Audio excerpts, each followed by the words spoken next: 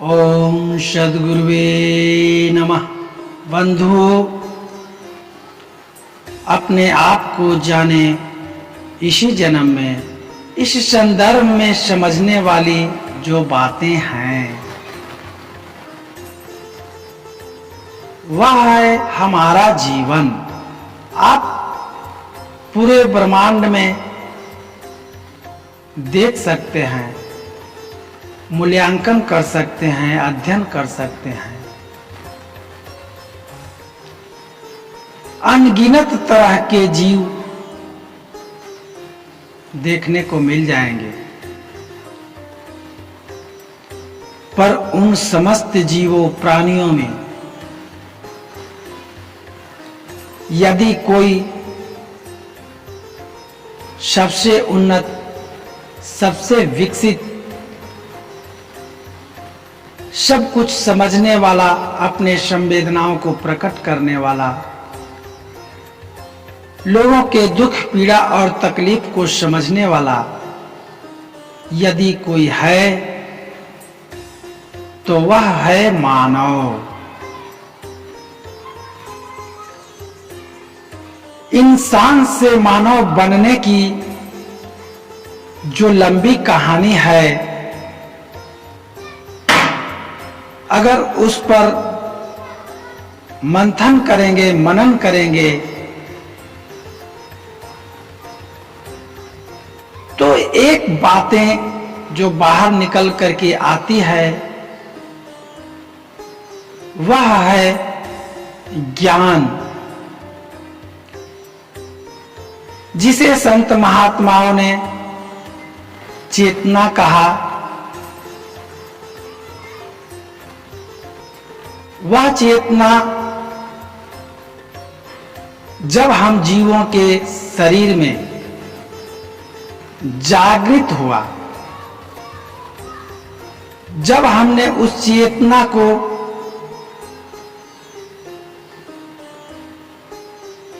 और तेज बनाने का प्रयास किया, तब हमारी समस्याओं का समाधान और निराकरण का मार्ग भी बनता गया।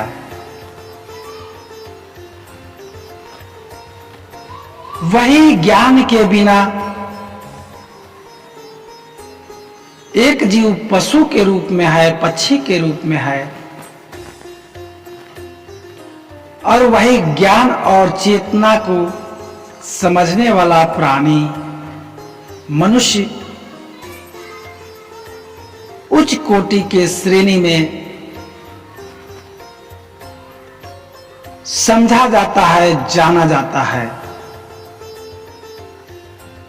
तो क्या हम मनुष्यों को आज वर्तमान समय में हमारी चेतना में, हमारे ज्ञान में जो विकृतियां उत्पन्न हो गई है, इस पर मंथन करने की जरूरत है, चिंतन करने की जरूरत है। हम इन्हीं चेतना से सत्य को समझते हैं, हम इसी चेतना से असत्य का पहचान करते हैं। तो इस संसार में उत्कृष्ट प्राणियों में श्रेष्ठ होने का मतलब है कि हम मनुष्यों का कर्म भी श्रेष्ठ होना चाहिए। हम मनुष्यों का कर्म भी सकारात्मक होना चाहिए।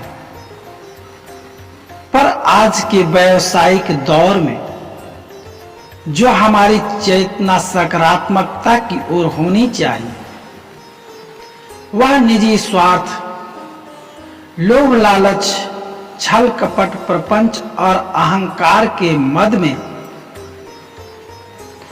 भ्रमित होकर के हम अपनी चेतना, अपने शक्तियों का दुरुपयोग कर रहे हैं। इन बातों को इस तरह से समझा जा सकता है कि इस संसार में दो तरह से किसी भी चीज का निर्माण हुआ है, उत्थान हुआ है।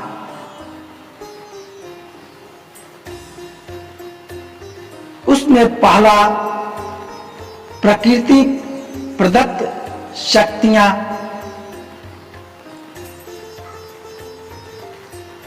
प्रकृति के द्वारा, ईश्वर के द्वारा निर्माण किया गया वह वस्तु, संसाधन, जीव, समस्याएं हैं, और दूसरी हमारे द्वारा स्वयं को उन्नत बनाने का प्रयास को समझना होगा। हम यहां इन दो चीजों को संक्षिप्त में विश्लेषण करना चाहेंगे, जो जानना प्रत्येक जीवों के लिए आवश्यक है। हम स्वयं से स्वयं को उन्नत और उत्कृष्ट बनाने की जो अभिलाषा रखते हैं और उस पर मंथन करते हैं, कार्य करते हैं, और दूसरा जो परमात्मा ने बना करके दे दिया, जो उन्होंने निर्माण कर दिया, उसे मिटाना इतना आसान नहीं होता। जिस तरह से एक गाड़ी को चलाने के लिए सैकड़ों तरह के पार्ट पुर्जे का इस्तेमाल किया जाता है, और उस गाड़ी का एक भी पार्ट्स में खराबी होने पर वह गाड़ी का सही तरीके से परिचालन नहीं हो पाता है। उसी तरह से यह परमात्मा का बनाया हुआ स्वरूप बहुत विकट परिस्थिति में खराब होता है। हमारे शरीर से प्राण इस तरह से चिपके हुए हैं, रोम रोम में समाया हुआ है कि आपने देखा होगा कि हमारे शरीर में सैकड़ों तरह की बीमारियां लगी हुई होती है। शरीर के अंग अंग से खून टपकता है, मवाद टपकता है, फिर भी प्राणी के प्राण नहीं निकलते, वह जीवित होता है, दर्द से कराहता है, प्रार्थना करता है, हे प्रभु हमने क्या किया जो हमें इस तरह के कष्ट दे रहे हैं, मेरा उद्धार करें, कल्याण करें। फिर भी वह रोम रोम में समाया प्राण नहीं निकलता है। कुछ अपवाद भी देखने को मिलेगा या सुनने को मिलेगा कि कोई व्यक्ति चलते चलते ठोकर लगा और मर गया, यह अपवाद है। पर हमारे शरीर का जो प्राकृतिक रूप से बनावट है, उसका रोम रोम एक एक पार्ट शक्ति का महापुंज होता है। वह इतना जल्दी खराब नहीं होता जितना जल्दी की मानव निर्मित वस्तुएं खराब हो जाया करती है। अब इन बातों को हम दूसरे नजरिए से समझने का प्रयास करेंगे। वह यह कि जब मानव अपने जीवन में आगे बढ़ने के लिए कुछ करता है तो एक दो उपलब्धियों के माध्यम से ही वह शीर्ष पर नहीं पहुंचता। उसको शीर्ष पर पहुंचने के लिए, उसके इच्छाओं के पूर्ति के लिए सैकड़ों तरह के तत्व काम करते हैं। कुछ तो मनुष्य जो अपने माध्यम से करता है उसे दिखाई पड़ता है, पर बहुत सारी ऐसी शक्तियां भी है जो उसको मदद करती है, पर उसको ये इस बात का एहसास नहीं होता।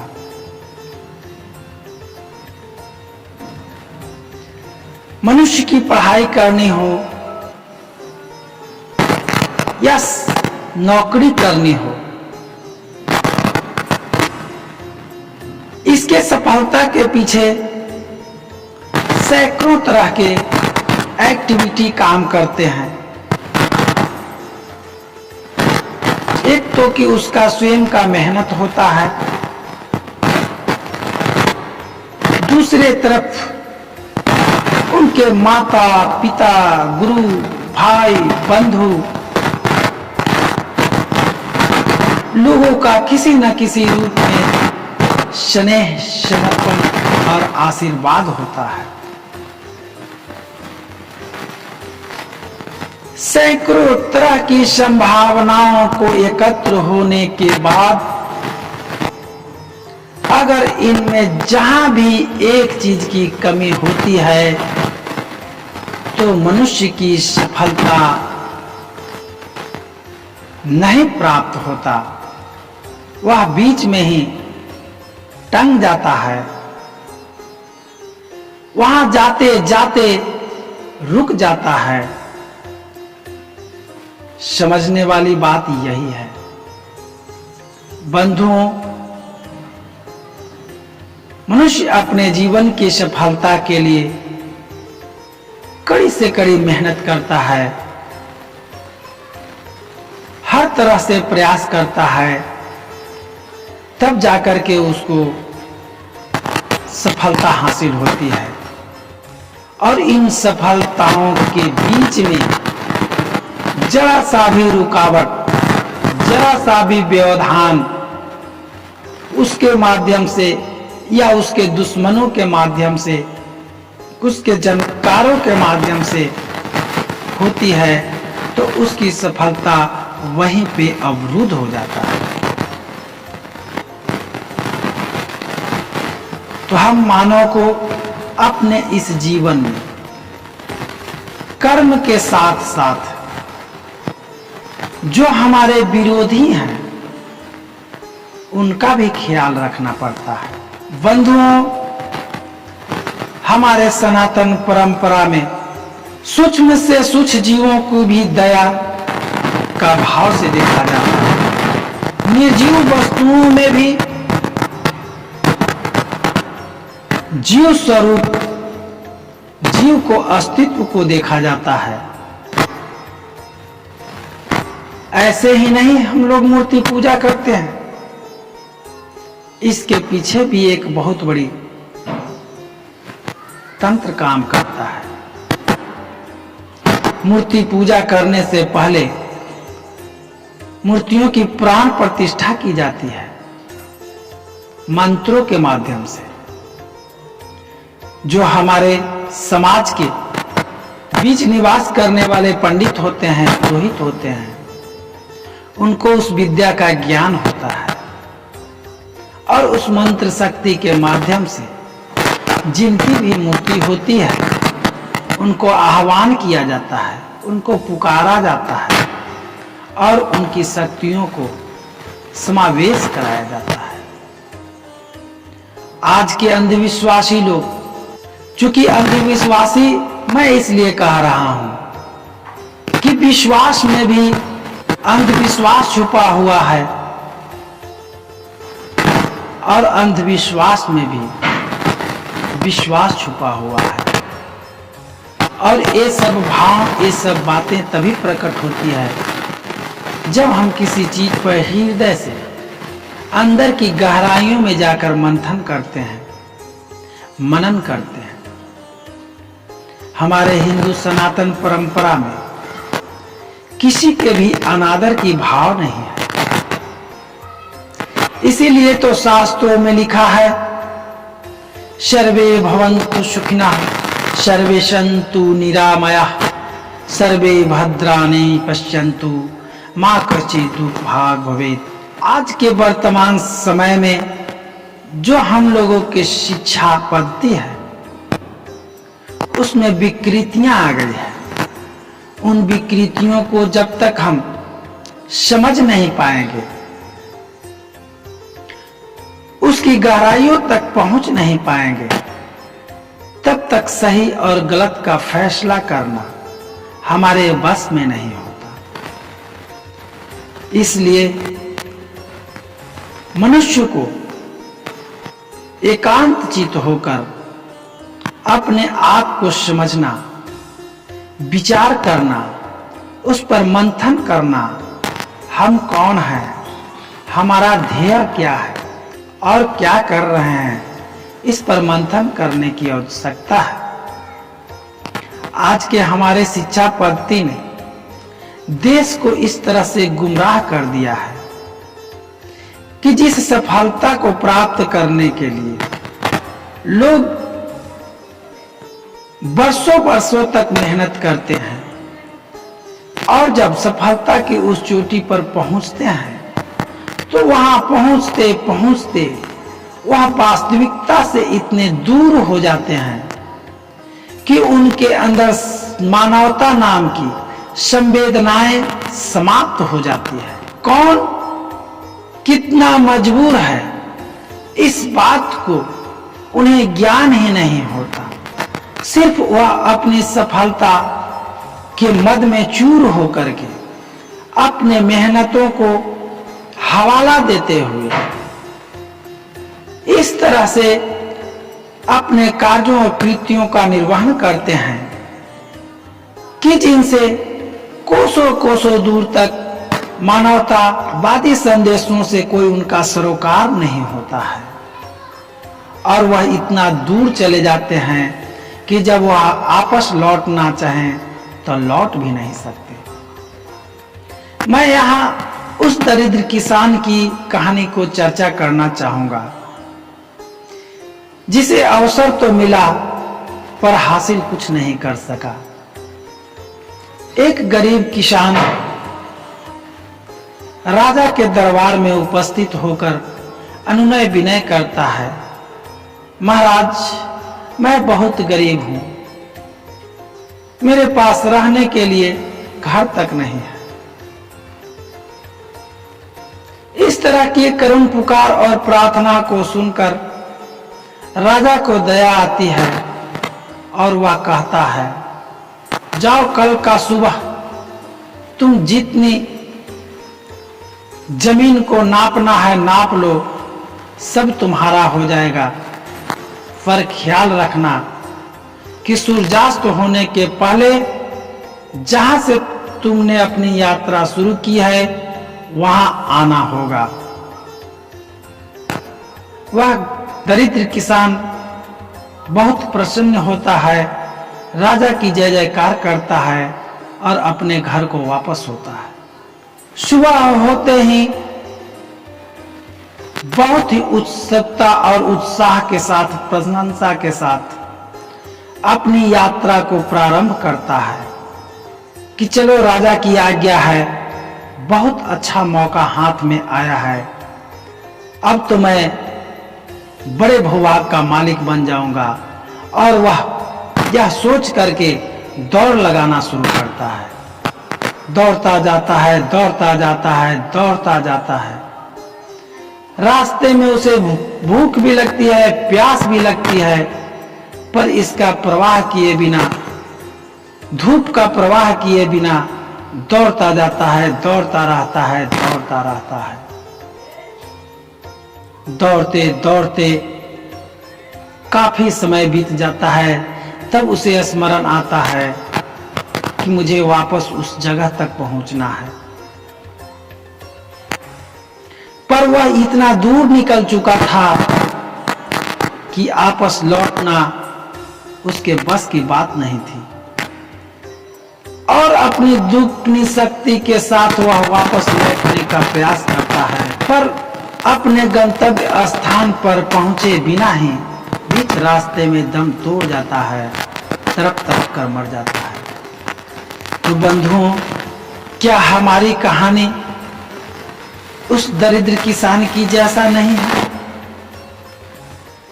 कि जिस सुख शांति और समृद्धि की तलाश में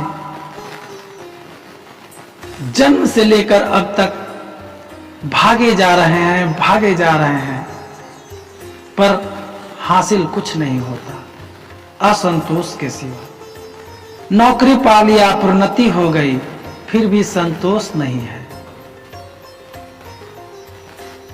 लाखों करोड़ों अरबों के मालिक हो गए, फिर भी संतोष नहीं है। जिसके लिए आपने इतना मेहनत किया, वह भी आपकी अनादर करते हैं।